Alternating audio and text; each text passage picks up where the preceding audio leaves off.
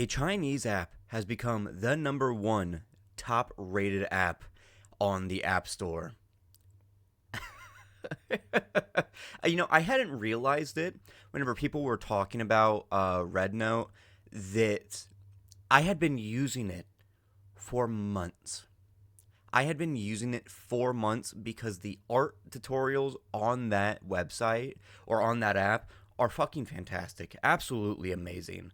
Like, genuinely, some of the best, like, art tutorials I had ever seen. But I had only ever known Red Note as the Little Red Book or Red Book, right?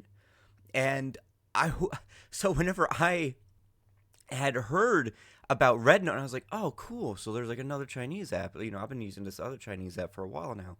And I go to like download it and I type it in and it's already installed. I was like, oh, it's this. And I actually wanted to make some stuff on Red Note for a while, but I had never gotten around to it because I can't change my username, and it just translates to sweet potato, and I fucking hate sweet potatoes, and and like this is coming from the guy that will like literally eat anything, right? I just do not like sweet potatoes. And I want to be able like to change my like icon and other things, but I was like, you know what, whatever. I want to maybe I can use this draft that I had and upload it and see how people are feeling about Red Note and the likes, right? Maybe get some Chinese perspectives on some Western narratives and the like, just to see what's going on because clearly the stuff that was happening on Red Note is fucking crazy, dude. It is so insane. The first thing that I saw whenever I opened it up was this Slavic guy fucking jumping over a 18-wheeler. And then I saw a bunch of other shit, like a bunch of other memes. I opened up the comments and it's a bunch of English people being like, brick by brick. Brick by motherfucking brick. Here's a new house, new brick.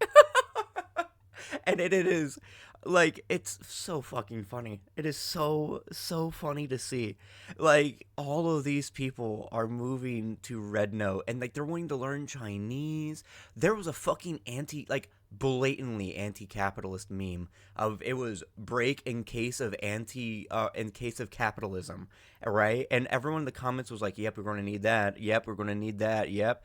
And like I hotly believe in class consciousness, right? But these people definitely need to actually start to learn what things like socialism and communism are, instead of just like seeing it and agreeing with it. Not because it's like not what they believe it to be, but because they might have some internalized liberalism, and to prevent them from just sounding like rad libs, and instead of like being adventurous, they need to like learn what socialism and communism is about. Uh, but yeah, it was actually also quite the treat to see how often there would be stuff about communism on that app, right? Which, oh boy, the fucking Supreme Court and, Congress is going to have a field day with that shit, right? Um, and it also is really surprising to see that like there's not huge amounts of likes on things, but there are huge amounts of comments, right? Like you will see that there's this huge user base, but whenever you actually go to see like what's hot and like what's like trending and other things, it'll be a couple thousand, maybe 10,000 likes, but then the comments are like 20,000. And then like you'll keep scrolling and you'll see that, and it's never the same people twice. So clearly this is a well populated app, but there's this like culture, it seems, with Red Note where liking isn't as big of a thing unless you really do like it, right? So there's views, then there's liking, but then commenting is also another really big thing. Commenting and having a conversation is a much bigger and more important thing, from what I've noticed, right? I've seen that like actually talking to people and having conversations is a huge thing in Red Note, and I think that that's fucking beautiful. And there have been some other stuff that I've seen on there where you would normally see like negativity, but now you don't see that, right? A lot of people of color are coming on and like making videos, right? Like there'll be these like fucking like beautiful black women making these videos, and in the comments you'll just see people fucking like, who knows if it's more positive, like like portrayal, not portrayal, positive outwardsness of like accidental racism, right? Where you know you'll hear how in some Asian countries they will treat foreigners with a lot of like awe and so on, and that in and of itself is a little bit of a racist idea, but it is way more like welcoming than hearing, you know, all the other shit that you'll see in fucking like, oh, I don't know, fucking Instagram reels or TikTok comments and the like.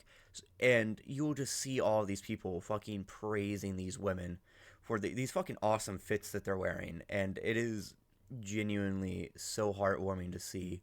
One funny thing that I saw was there was this girl that was camping, and it would have been called glamping if it was on TikTok, and a bunch of people being like, "Oh, this is fake camping." One person that was an English comment was like, "Do you ever worry about it blowing away?" And like, "Do you ever worry about this?" And then the person, the creator, just goes, "Calm down. This is just something for you to watch." I thought that was so fucking funny, dude. I thought that was so funny. um, I'd also seen a lot of other really cool stuff. Like people learning Chinese on like live, right? And it was really funny hearing these like English speakers try and speak Chinese, but the person that was teaching them Chinese was like had like so much patience and like so much like happiness to his voice of like teaching these people, right? Where you would, unfortunately, whenever it comes to like learning English and having somebody English speaking try and teach somebody English, there might be some things where it's not as friendly, let's say, right? And that's just unfortunate. And that seems not to be there. There was a few other things of welcoming like refugees, as they come to be known as, from TikTok, and a lot of them were like English speakers. One of them was a Trump impersonator, and I thought that was really funny. And another one was a like Southern accent like cowboy imitator who was Chinese, and he did the accent like really well, but there was also still like that like Chinese drawl in the back of his throat. So it was also like really interesting but kind of funny to hear at the same time. But he was so welcoming. He was so like open arms and so like just like trying to teach people how to do stuff, uh and he was talking about how like Red Note is a place of rationality and like and all this other stuff. And you can say that all you want, but it was very cool to actually then see that to be proven to be true. So yeah, I'm definitely really loving Red Note. So what about you? Are you enjoying Red Note? How have you had experience on Red Note so far?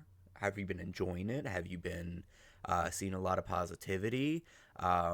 If you have been natively using Red Note and you so happen to come across this video, what do you think of people moving and migrating to Red Note? Let me know down in the comments down below. If you want to support me, I have a Patreon down below. It is free, and it is also paid as well. Like, comment, all that other stuff, and subscribe. I'll also talk to you guys in the next one.